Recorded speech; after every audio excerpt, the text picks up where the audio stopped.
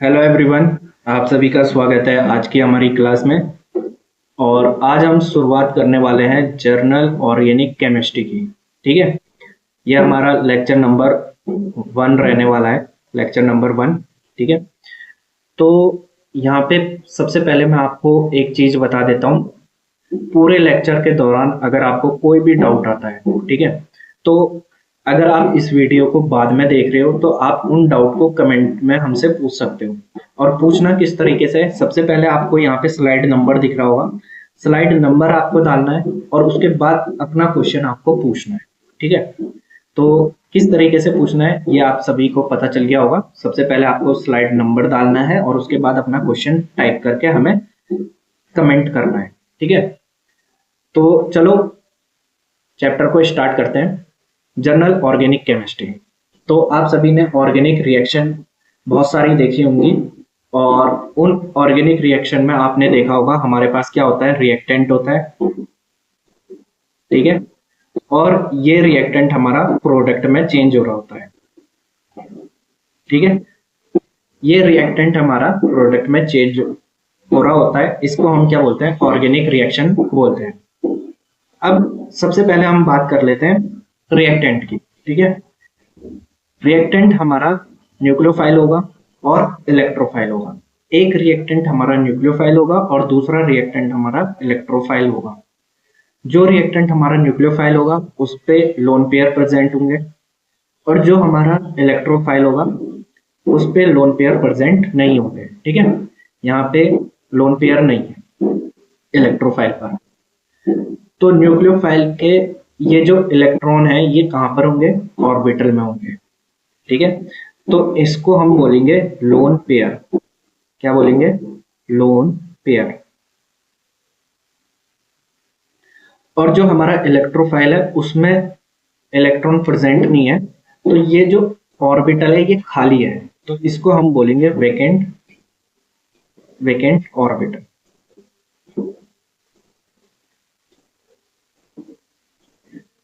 तो ये जो न्यूक्लियोफाइल है ये अपने इलेक्ट्रॉन को इस वेकेंट ऑर्बिटल में ट्रांसफर कर देगा, डोनेट कर देगा और उसके बाद बॉन्ड का फॉर्मेशन हो जाएगा। ठीक है, जब बॉन्ड का फॉर्मेशन हो जाएगा तो जो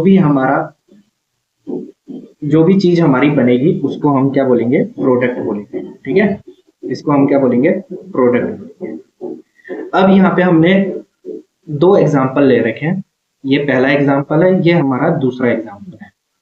पहले एग्जाम्पल में हम बता रहे हैं कि यहाँ पे जो न्यूक्लियोफाइल है इसके जो दो इलेक्ट्रॉन है ये दोनों पे दोनों इलेक्ट्रॉन ट्रांसफर हुए हैं।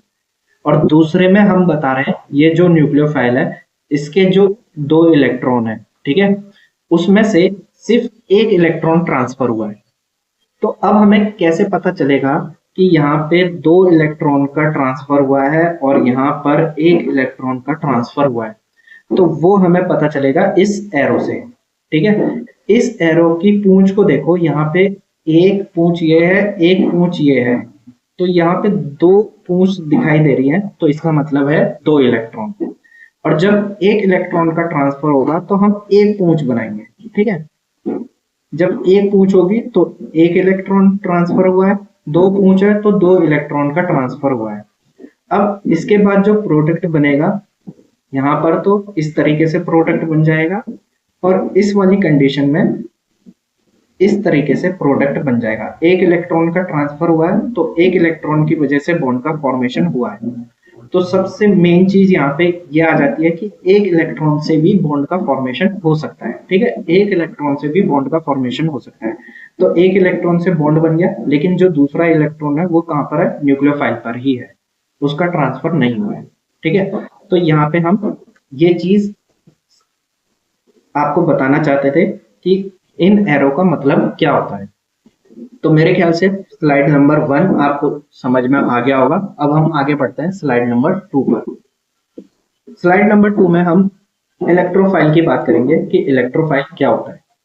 तो सॉरी, न्यूक्लियोफाइल की बात करेंगे कि न्यूक्लियोफाइल क्या होता है। ठीक है, तो न्यूक्लियोफाइल दो शब्द से मिलकर बनता है, एक तो न्यूक्लियो और दूसरा फाइल। ठीक है, न्यूक्लियो का मतलब होता है न्यूक्लियस और फाइल का मतलब होता है लव। न्यूक्लियस को प्यार करने वाला। ठीक है, इसका मतलब क्या हुआ, न्यूक्लियस को प्यार करने वाला। अब आपको पता है कि जो न्यूक्लियस होता है वो हमारा पॉजिटिवली चार्ज होता है, और पॉजिटिवली चार्ज को प्यार कौन करेगा, नेगेटिव चार्ज, क्योंकि पॉजिटिव और नेगेटिव में क्या होता है, अट्रैक्शन होता है। ठीक है, और नेगेटिव चार्ज हमारा क्या होता है, इलेक्ट्रॉन होता है। ठीक है, तो ऐसी स्पीसीज जिसमें इलेक्ट्रॉन होते हैं, या फिर हम अगर बहुत अच्छे तरीके से कहना चाहेंगे तो ऐसी स्पीसीज जिसमें इलेक्ट्रॉन ज्यादा होता है, इलेक्ट्रॉन रिच स्पीसीज, वो हमारी न्यूक्लियोफाइल होते हैं। इलेक्ट्रॉन रिच स्पीसीज, मैं यहाँ पे ब्लैक पेन से लिख भी देता हूँ। ठीक है, न्यूक्लियोफाइल का मतलब होता है इलेक्ट्रॉन रिच स्पीसीज। ठीक है, इलेक्ट्रॉन रिच स्पीसीज जिसके पास इलेक्ट्रॉन ज्यादा होते हैं। अब डेफिनेशन देख लो, any species which can donate a pair of electron is said to be nucleophile. ऐसी स्पीसीज जो पेयर ऑफ इलेक्ट्रॉन को डोनेट कर सकती है उनको हम न्यूक्लियोफाइल कहते हैं। ठीक है, उसको हम क्या कहते हैं, न्यूक्लियोफाइल कहते हैं। यहाँ पे डोनेट वर्ड आया है।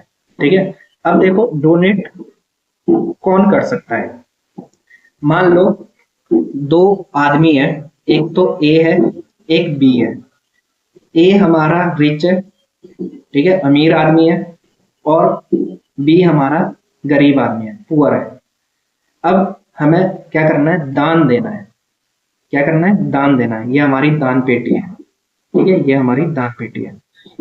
तो जो रिच आदमी है उसके पास पैसा ज्यादा है, तो वो आराम से दान दे सकता है। ठीक है, ज्यादा सोचेगा नहीं, वो आराम से दान दे सकता है, मतलब कि ये डोनेट कर सकता है। ठीक है, ये डोनेट कर सकता है। लेकिन पुअर आदमी जल्दी से नहीं देगा, वो अपना बजट देखेगा। ठीक है, तो यहाँ पे उसको डोनेट करने में क्या होगा, डिफिकल्टी होगी।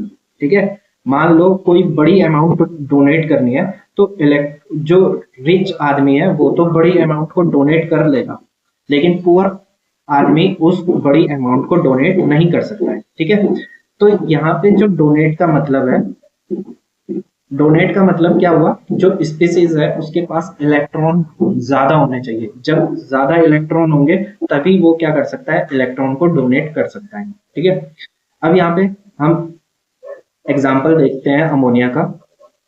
तो ये अमोनिया का स्ट्रक्चर होता है जो कि आप बॉन्डिंग वाले चैप्टर में पढ़ोगे। ठीक है, यहाँ पे हम क्या दिखाना चाहते हैं, यहाँ पे हम दिखाना चाहते हैं कि ये जो अमोनिया है इस पे जो ये दो इलेक्ट्रॉन दिख रहे हैं अलग से, तो ये हमारे लोन पेयर है, लोन पेयर। और ये जो है, जो एक लाइन दिख रही है, इसको हम बोलते हैं बॉन्ड पेयर, बॉन्ड पेयर। ठीक है, अगर वैलेंस इलेक्ट्रॉन की बात करें तो नाइट्रोजन के जो वैलेंस इलेक्ट्रॉन होते हैं वो 5 होते हैं। ठीक है, वैलेंस इलेक्ट्रॉन कितने होते हैं, 5 होते हैं। और वैलेंसी की बात करें तो वैलेंसी कितनी होती है, 3। तो वैलेंसी हम किस तरीके से निकालते हैं, जो ऑक्टेट होता है 8 में से हम वैलेंस इलेक्ट्रॉन को माइनस कर देंगे, 8 - 5 तो ये आ जाएगा 3। तो ये हमारी वैलेंसी है। तो इसीलिए यहाँ पे नाइट्रोजन ने क्या कर रखे हैं, 3 बॉन्ड बना रखे हैं। ठीक है, अगर हम बात करते हैं बॉन्ड पेयर की, तो बॉन्ड पेयर हमारा 2 इलेक्ट्रॉन से मिलकर बना होता है। It means 2 electron. ठीक है, तो इसको हम एक बार जूम करके देखेंगे अगर, तो यहाँ पे हमारा नाइट्रोजन है और यहाँ पे हमारा हाइड्रोजन है। ठीक है, तो एक इलेक्ट्रॉन तो नाइट्रोजन का है, एक इलेक्ट्रॉन हमारा हाइड्रोजन का है। तो इसका मतलब क्या हो गया, 2 इलेक्ट्रॉन। ये जो बॉन्ड पेयर होता है इसका मतलब हमारा हो गया 2 इलेक्ट्रॉन। तो मेरे ख्याल से स्लाइड नंबर 2 भी आपको समझ में आ गया होगा। इसमें न्यूक्लियोफाइल किसे कहते हैं ये हमने सीख लिया है।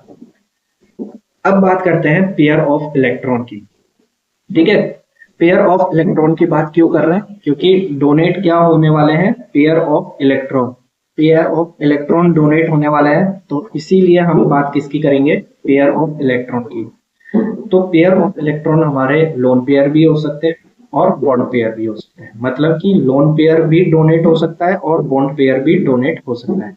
जैसे हमने अमोनिया में देखा कि यहाँ पे जो लोन पेयर है ये डोनेट हो रहा है प्रोटॉन को। H+ क्या है हमारा, प्रोटॉन, प्रोटॉन। ठीक है। इसमें वेकेंट ऑर्बिटल होता है। तो जो अमोनिया के लोन पेयर है प्रोटॉन के वेकेंट ऑर्बिटल में डोनेट हो रहे हैं, ठीक है। तो यहाँ पे लोन पेयर डोनेट हो रहा है। यहाँ पे देखो, यहाँ पे कार्बन और कार्बन के बीच में 2 बॉन्ड है, ठीक है। ये जो बॉन्ड है इसके इलेक्ट्रॉन प्रोटॉन को क्या हो रहा है, डोनेट हो रहा है।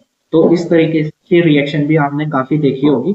तो यहाँ पे क्या डोनेट हो रहा है, बॉन्ड पेयर के इलेक्ट्रॉन डोनेट हो रहे हैं, और यहाँ पर अमोनिया में लोन पेयर के इलेक्ट्रॉन डोनेट हो रहे हैं, ठीक है। तो मेरे ख्याल से ये चीज आपको समझ में आ गई है कि pair of electron lone pair भी हो सकता है डोनेट, और बॉन्ड पेयर भी डोनेट हो सकता है। अब यहाँ पे देखो, यहाँ पे क्या लिखा हुआ है, central atom must be complete their octet. जो सेंट्रल एटम है उसका ऑक्टेट कंप्लीट होना चाहिए, तभी क्या करेगा वो, ट्रांसफर इलेक्ट्रॉन पेयर। अगर ऑक्टेट कंप्लीट है तभी जाके क्या होगा, इलेक्ट्रॉन का ट्रांसफर होगा। अगर ऑक्टेट कंप्लीट नहीं है, अगर ऑक्टेट कंप्लीट नहीं है इसका मतलब इलेक्ट्रॉन डिफिशिएंट स्पीसीज है, ठीक है।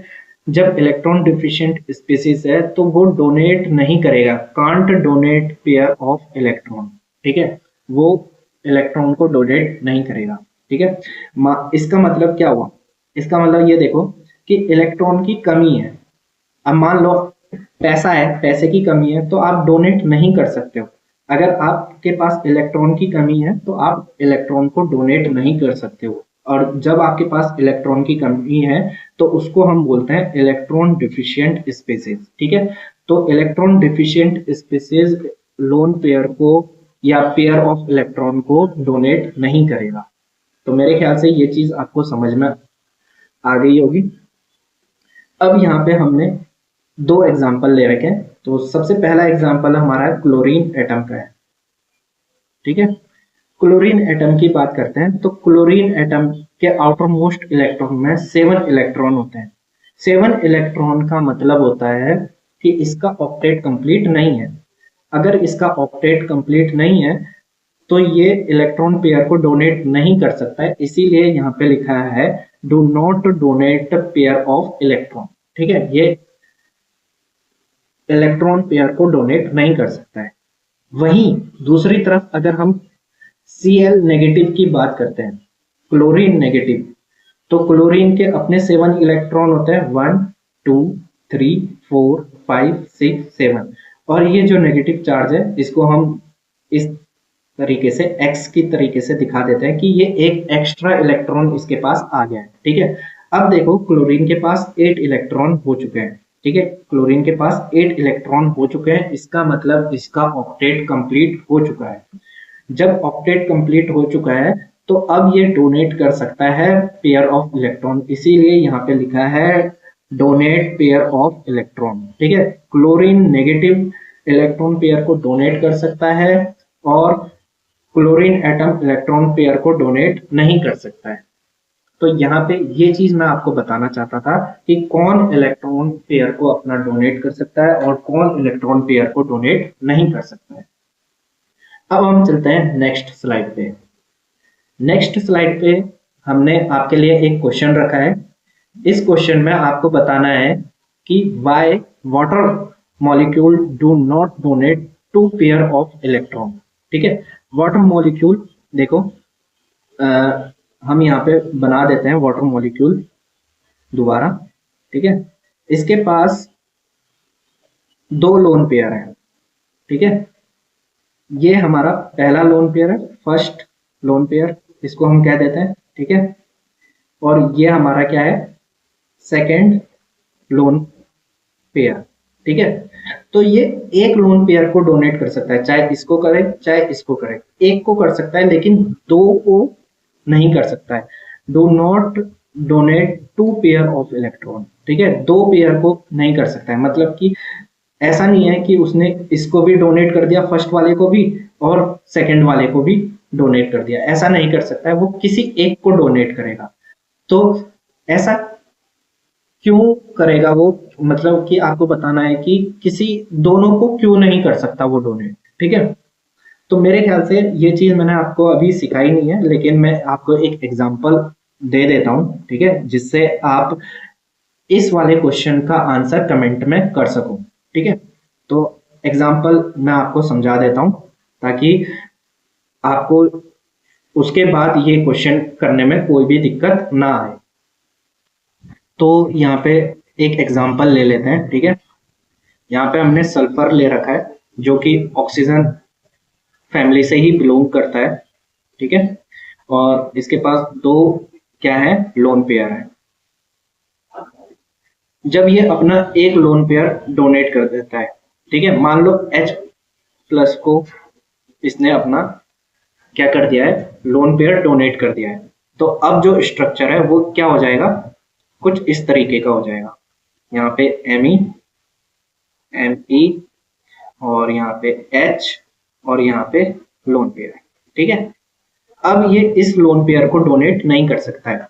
क्यों नहीं कर सकता है? तो यहाँ पे देखो, जो सल्फर है इसके जो वैलेंस इलेक्ट्रॉन कितने हैं, वैलेंस इलेक्ट्रॉन कितने होते हैं सल्फर के, 6। तो यहाँ पे काउंट करो वैलेंस इलेक्ट्रॉन 6 है कि नहीं है। 1 2 3 4 5 6। तो वैलेंस इलेक्ट्रॉन क्या है, कंप्लीट है, ठीक है। और ऑक्टेट देख लो, ऑक्टेट भी कंप्लीट है, 6 ये हो गए, 7 8, ऑक्टेट भी कंप्लीट है। तो ऑक्टेट कंप्लीट है तो इसका मतलब ये लोन पेयर को डोनेट कर सकता है, ठीक है। अब यहाँ पे वैलेंस इलेक्ट्रॉन को काउंट करते हैं, सल्फर के वैलेंस इलेक्ट्रॉन कितने हैं। तो 1 2 3 4 5, ठीक है। वैलेंस इलेक्ट्रॉन कितने, 5, ठीक है। तो इसका मतलब है कि इसमें एक इलेक्ट्रॉन की कमी है। वैलेंस इलेक्ट्रॉन कितने होने चाहिए, 6 होने चाहिए, लेकिन इसमें वैलेंस इलेक्ट्रॉन कितने हैं, 5। तो एक इलेक्ट्रॉन की कमी है जिसकी वजह से इस पे क्या आ जाएगा, प्लस चार्ज आ जाएगा। इस पे क्या आ जाएगा, प्लस चार्ज आ जाएगा। अगर हम ऑक्टेट की बात करते हैं तो देखो 1 2 3 4 5 6 7 8, ऑक्टेट कंप्लीट है, लेकिन इसके पास क्या आ चुका है, प्लस चार्ज आ चुका है, ठीक है। ये इसके वैलेंस इलेक्ट्रॉन की कमी है इस पे, तो ये अपने इलेक्ट्रॉन को डोनेट नहीं कर सकता है, ठीक है। तो इसीलिए जो सल्फर है वो केवल एक ही इलेक्ट्रॉन पेयर को क्या करेगा, डोनेट करेगा। अब आपको कमेंट में बताना है कि जो वाटर मॉलिक्यूल है ये अपने दो लोन पेयर को डोनेट क्यों नहीं कर सकता है, ठीक है। तो मेरे ख्याल से क्वेश्चन आपको समझ में आ गया होगा। अब हम चलते हैं नेक्स्ट स्लाइड पे। नेक्स्ट स्लाइड पे हम सीखने वाले हैं काइंड ऑफ न्यूक्लियोफाइल, न्यूक्लियोफाइल के प्रकार, ठीक है, न्यूक्लियोफाइल के प्रकार। तो न्यूक्लियोफाइल इसका मतलब क्या है, इलेक्ट्रॉन पेयर को क्या करेगा, डोनेट करेगा, इलेक्ट्रॉन पेयर डोनेट, ठीक है। तो न्यूक्लियोफाइल इलेक्ट्रॉन पेयर को सिग्मा बॉन्ड से डोनेट कर सकता है, जिसको हम क्या बोलेंगे, सिग्मा डोनर। अगर पाई बॉन्ड से डोनेट कर रहा है तो पाई डोनर, या फिर लोन पेयर से भी क्या कर सकता है, डोनेट कर सकता है, ठीक है। तो लोन पेयर डोनर हम उसको कहेंगे। अब यहाँ पे हमने मॉलिक्यूलर ऑर्बिटल डायग्राम बनाया हुआ है H2 मॉलिक्यूल का, ठीक है। यहाँ पे देखो हाइड्रोजन एटम, ठीक है, इसमें एक इलेक्ट्रॉन है, और यहाँ पे दूसरा हाइड्रोजन एटम है जिसपे एक इलेक्ट्रॉन है, और ये दोनों एटॉमिक ऑर्बिटल कंबाइंड होके मॉलिक्यूलर ऑर्बिटल बनाएंगे। सिग्मा, एक बनेगा हमारा सिग्मा और एक बनेगा सिग्मा स्टार, ठीक है। दो इलेक्ट्रॉन है तो दोनों इलेक्ट्रॉन सिग्मा में क्या करेंगे, भर दिए जाएंगे, ठीक है। यहाँ पे देखो दोनों इलेक्ट्रॉन हमने सिग्मा में भर दिए। अब ये जो H2 मॉलिक्यूल है ये सिग्मा से इलेक्ट्रॉन को डोनेट कर सकता है, क्योंकि इसके सिग्मा में क्या है, इलेक्ट्रॉन है, ठीक है। यहां से ये क्या कर सकता है, डोनेट कर सकता है, इलेक्ट्रॉन को क्या कर सकता है, डोनेट कर सकता है। लेकिन क्या हो सकता है कि कभी ऐसी कंडीशन आ सकती है कि इसको इलेक्ट्रॉन को एक्सेप्ट करना पड़ जाए। तो एक्सेप्ट कहां पर करेगा, जहां पे वैकेंट ऑर्बिटल होगा, ठीक है, खाली जगह जहां पर होगी। एक्सेप्ट, इलेक्ट्रॉन को एक्सेप्ट कहां करेगा, जहां पे खाली जगह होगी, और खाली जगह हमें सिग्मा स्टार में दिख रही है। तो यहाँ पे क्या कर सकता है, इलेक्ट्रॉन को एक्सेप्ट कर सकता है, ठीक है।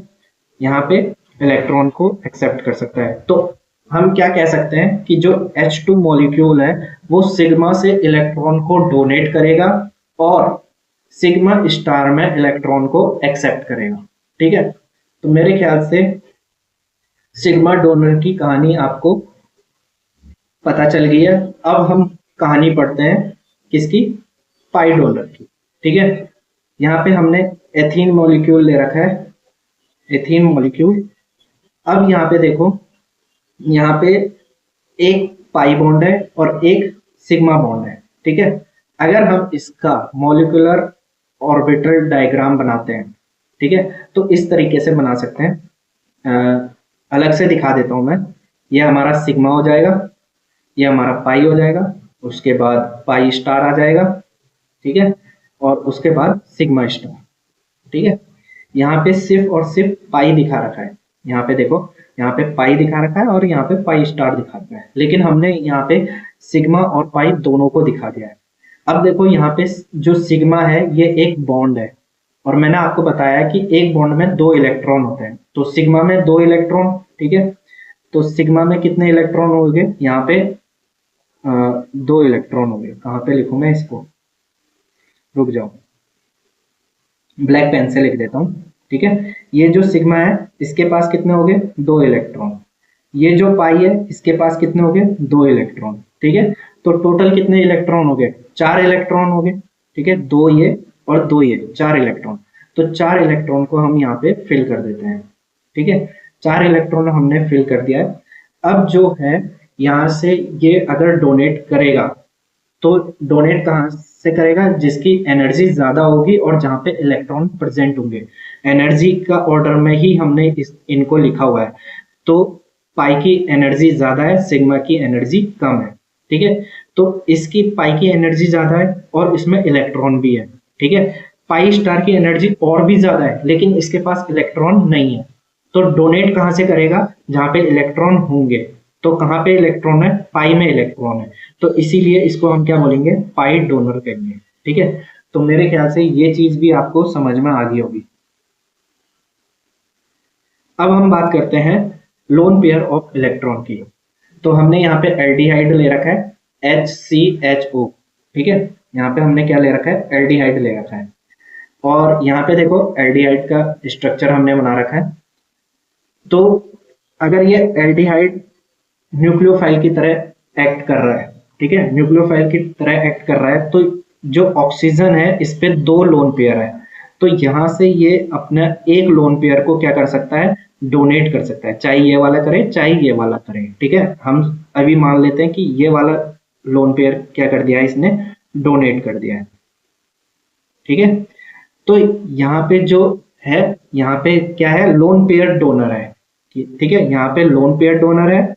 एथीन मॉलिक्यूल में पाई डोनर है ये, और H2 मॉलिक्यूल ये हमारा सिग्मा डोनर है। ठीक है, तो यहाँ पे आपको ये पता चल गया कि जो भी स्पीसीज है न्यूक्लियोफाइल स्पीसीज, वो सिग्मा डोनर भी हो सकती है, वो पाई डोनर भी हो सकती है, वो लोन पेयर डोनर भी हो सकती है।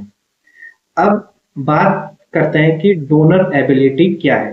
ठीक है, तो अगर बात आई कोई ऐसी स्पीसीज जिसके पास सिग्मा बॉन्ड भी है, पाई बॉन्ड भी है, लोन पेयर भी है, ठीक है, तीनों है, तो डोनर एबिलिटी सबसे ज्यादा किसकी होगी, लोन पेयर की, जिसको हम नॉन बॉन्डिंग इलेक्ट्रॉन भी कह देते हैं। तो उसकी डोनर एबिलिटी सबसे ज्यादा होगी, उसके बाद पाई बॉन्ड की और उसके बाद सिग्मा बॉन्ड की। ठीक है, यहाँ पे एल्डिहाइड का ही एग्जांपल देख लेते हैं। तो देखो यहाँ पे सिग्मा बॉन्ड है, यहाँ पे पाई बॉन्ड है, ये लोन पेयर है, ये लोन पेयर है। तो यहाँ पे हमें तीनों देखने को मिल रहा है, यहाँ पे सिग्मा भी देखने को मिल रहा है, यहाँ पे पाई भी देखने को मिल रहा है, यहाँ पे लोन पेयर भी देखने को मिल रहा है। ठीक है, तो डोनेट कहाँ से करेगा, जिसकी डोनर एबिलिटी ज्यादा होगी। लोन पेयर की डोनर एबिलिटी ज्यादा होती है तो ये लोन पेयर को डोनेट करेगा। अगर लोन पेयर नहीं होते तो ये फिर उसके बाद पाई डोनर होता। ठीक है, अब पाई भी नहीं होता तो फिर ये सिग्मा डोनर होता। ठीक है, तो डोनर एबिलिटी ये आपको ध्यान रखना है कि लोन पेयर की डोनर एबिलिटी सबसे ज्यादा होती है, जिसको हम नॉन बॉन्डिंग इलेक्ट्रॉन भी कहते हैं, क्योंकि ये जो लोन पेयर है कोई भी बॉन्ड नहीं बना रहा है। ठीक है, उसके बाद पाई बॉन्ड की डोनर एबिलिटी सबसे ज्यादा होती है और सबसे कम होती है सिग्मा डोनर की। ठीक है, तो मेरे ख्याल से स्लाइड नंबर 5 भी आपको समझ में आ गया होगा। अब बात करते हैं नॉन बॉन्डिंग इलेक्ट्रॉन की। ठीक है, अब बात करते हैं हम किसकी, नॉन बॉन्डिंग इलेक्ट्रॉन की। जो हमने यहाँ पे देखा है कि जो लोन पेयर है ना, वो नॉन बॉन्डिंग इलेक्ट्रॉन होते हैं। तो हमने यहाँ पे नॉन बॉन्डिंग इलेक्ट्रॉन की बात करने वाले हैं। तो नॉन बॉन्डिंग इलेक्ट्रॉन हमारे न्यूट्रल भी हो सकते हैं और हमारे चार्ज मॉलिक्यूल भी हो सकते हैं। ठीक है, न्यूट्रल की बात करते हैं तो यहाँ पे वाटर का एग्जाम्पल ले रखा है। ठीक है, यहाँ पे हमने अमोनिया का एग्जाम्पल ले रखा है। ठीक है, अमोनिया का, और यहाँ पे हमने SME2, ठीक है, सल्फर के साथ 2 मेथाइल ग्रुप जोड़ रखे हैं। ठीक है, तो ये जितनी स्पीसीज हैं ये न्यूट्रल है। न्यूट्रल कैसे है इसके बारे में चर्चा कर लेते हैं। तो यहाँ पे देखो सेंट्रल एटम ऑक्सीजन है। ठीक है, ऑक्सीजन के आउटर मोस्ट इलेक्ट्रॉन में, सॉरी, ऑक्सीजन के जो वैलेंस इलेक्ट्रॉन होते हैं वो कितने होते हैं, 6 होते हैं। ऑक्सीजन के जो वैलेंस इलेक्ट्रॉन है ऑक्सीजन के, ठीक है, ऑक्सीजन के जो वैलेंस इलेक्ट्रॉन है, वैलेंस इलेक्ट्रॉन ये कितने होते हैं हमारे, 6। तो काउंट करो यहाँ पे 1 2 3 4 5 6, इसलिए ये क्या है, न्यूट्रल है।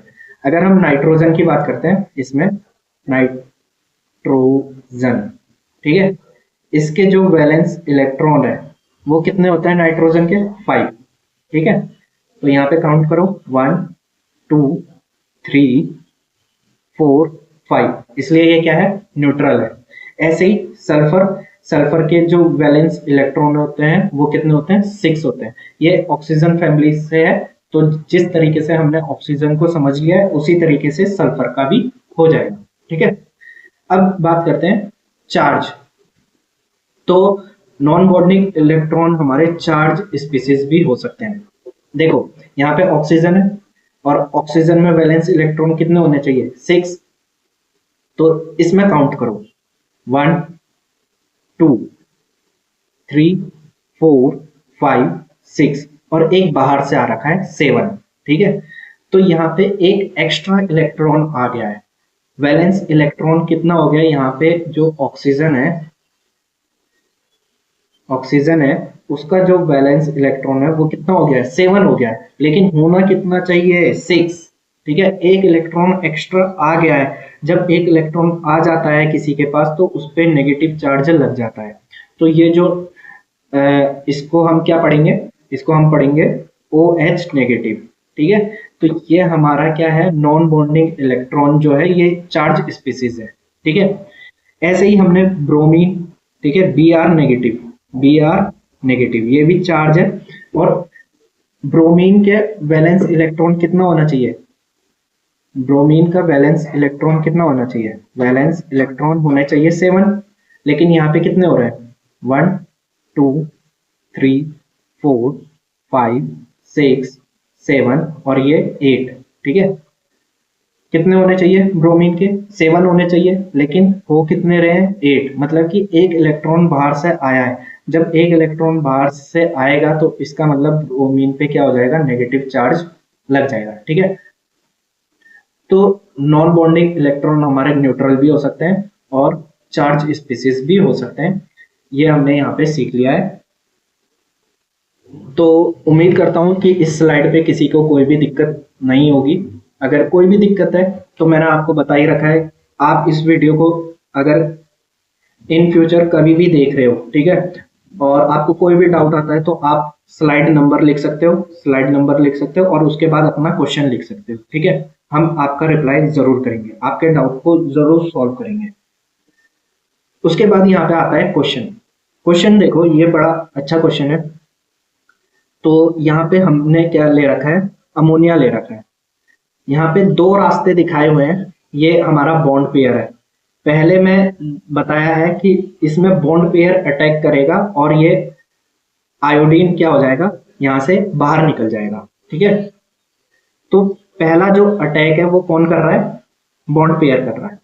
दूसरा जो रास्ता है उसमें लोन पेयर अटैक कर रहा है और आयोडीन बाहर हो जाएगा। आपको ये बताना है कि कौन सा रास्ता, कौन से रास्ते से अटैक होगा, विच पाथ विल अटैक, ए से अटैक होगा या फिर बी से अटैक होगा। यह आपको कमेंट में बताना है कि ए अटैक करेगा या फिर बी अटैक करेगा, ठीक है।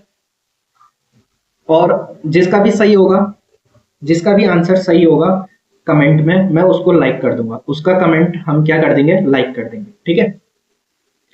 दूसरा क्वेश्चन देखो, जो बेंजीन है, benzene is non bonding, pi bonding, sigma bonding electrophile. मतलब कि आपको ये बताना है कि जो बेंजीन है वो किस तरीके के इलेक्ट्रोफाइल है, नॉन बॉन्डिंग इलेक्ट्रोफाइल है बेंजीन, या फिर पाई बॉन्डिंग इलेक्ट्रोफाइल है, या फिर सिग्मा बॉन्डिंग इलेक्ट्रोफाइल है। ये आपको कमेंट में आंसर करना है, ठीक है। 3 क्वेश्चन हो गए और क्वेश्चन नंबर आप डालेंगे, ठीक है। ये क्वेश्चन नंबर 2 है, ये क्वेश्चन नंबर 3 है। इससे पहले एक और क्वेश्चन पूछा है, ये हमने क्वेश्चन नंबर 1 है, ठीक है। तो आप किस वाले क्वेश्चन का आंसर कर रहे हो ये भी आपको मेंशन करना है। अब यहाँ पे देखो, story of BH3 and BH4 negative, ठीक है। BH3 की स्टोरी आपको बताऊंगा मैं, और BH4 नेगेटिव की स्टोरी मैं आपको बताने वाला हूं, ठीक है। तो ध्यान से सुनो, जो बोरोन होता है, ठीक है, बोरोन के वैलेंस इलेक्ट्रॉन कितना होता है, वैलेंस इलेक्ट्रॉन कितना होता है, 3, ठीक है। तो बोरोन के आउटर मोस्ट ऑर्बिटल में, ठीक है, आउटर मोस्ट सेल में 3 इलेक्ट्रॉन होंगे। तो यहाँ पे हमने 3 इलेक्ट्रॉन दिखा दिया है, 1 2 3, ठीक है। 3 इलेक्ट्रॉन इसके पास है और यहाँ पे ये तीनों इलेक्ट्रॉन हाइड्रोजन के इलेक्ट्रॉन से बॉन्ड बना के क्या कर रहे हैं, BH3, ठीक है, मॉलिक्यूल बना रहे हैं। समझ में आ गया? मेरे को बताओ, BH3 की कहानी समझ में आ गई है आपको? अगर हम दूसरी तरफ BH4 नेगेटिव की बात करते हैं, BH4 नेगेटिव, ठीक है, इसके पास, बोरोन के पास अपने 3 इलेक्ट्रॉन है, इसने 3 हाइड्रोजन के साथ बॉन्ड बना रखा है। ये कहानी हम देख चुके हैं किसमें, BH3 में। अभी तक की कहानी सेम है, लेकिन BH4 नेगेटिव में क्या हुआ, एक H नेगेटिव बोरोन के वेकेंट ऑर्बिटल में इलेक्ट्रॉन को डोनेट करता है और एक बॉन्ड फॉर्मेशन कर लेता है, ठीक है। तो यहाँ पे एक और बॉन्ड का फॉर्मेशन हो गया है, ठीक है। यहाँ पे एक और बॉन्ड का क्या हो गया है, फॉर्मेशन हो गया है। तो यहाँ पे नेगेटिव चार्ज आ जाएगा। नेगेटिव चार्ज क्यों आएगा इसको भी समझ लो। यहाँ पे देखो, बोरोन के वैलेंस इलेक्ट्रॉन कितने हैं, 1 2 3, और वैलेंस इलेक्ट्रॉन कितने होने चाहिए, 3 ही होने चाहिए। लेकिन इस वाले में बोरोन के वैलेंस इलेक्ट्रॉन कितने हो गए, 1 2 3 4। इसका मतलब इसमें जो बोरोन है इसके वैलेंस इलेक्ट्रॉन कितने हो गए हैं, वैलेंस इलेक्ट्रॉन इसमें हो गया है 4, ठीक है। तो 3 से 4 हो गया, मतलब कि एक इलेक्ट्रॉन इसके पास आया है। जब एक इलेक्ट्रॉन आएगा तो क्या हो जाएगा, नेगेटिव चार्ज इसमें लग जाएगा। अब यहाँ पे एक चीज समझो, ऑक्टेट की बात करते हैं। तो इसमें देखो टोटल कितने इलेक्ट्रॉन है, 1 2 3 4 5 6 इलेक्ट्रॉन है, ये 6 इलेक्ट्रॉन है।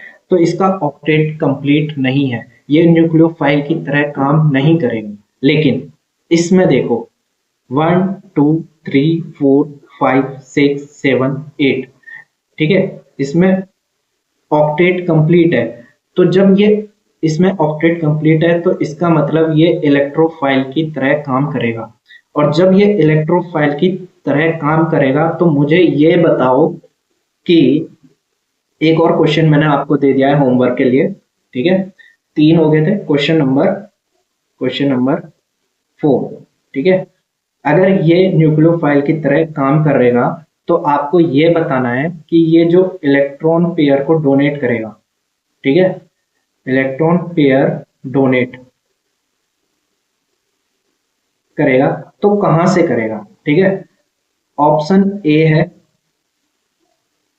नॉन बॉन्डिंग इलेक्ट्रॉन को डोनेट करेगा, ठीक है, नॉन बॉन्डिंग इलेक्ट्रॉन को डोनेट करेगा। ऑप्शन बी है ये पाई बॉन्डिंग इलेक्ट्रॉन को डोनेट करेगा, पाई बॉन्डिंग इलेक्ट्रॉन को डोनेट करेगा। ऑप्शन सी है ये हमारा सिग्मा बॉन्ड को डोनेट, सिग्मा बॉन्डिंग इलेक्ट्रॉन को डोनेट करेगा, ठीक है।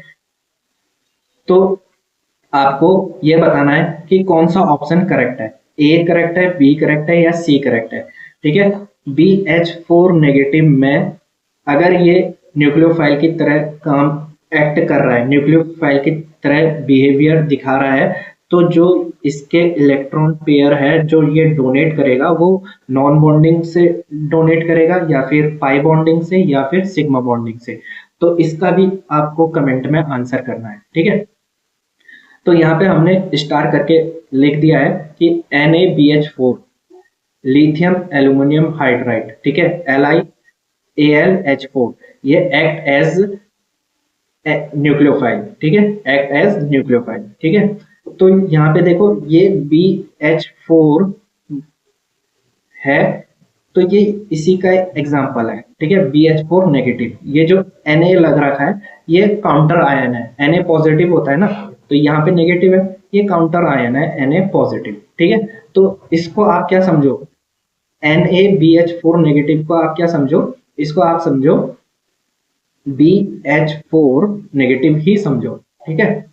और सेम कहानी किसके साथ है, लिथियम एल्यूमिनियम हाइड्राइड, तो इसको आप क्या समझोगे AlH4 नेगेटिव, ठीक है। मैंने आपको NaBH4 का एग्जांपल लेकर ये समझा रखा है, आप घर पे प्रैक्टिस करने के लिए लिथियम एल्यूमिनियम हाइड्राइड का एग्जांपल से खुद भी इस चीज को समझ सकते हो, ठीक है।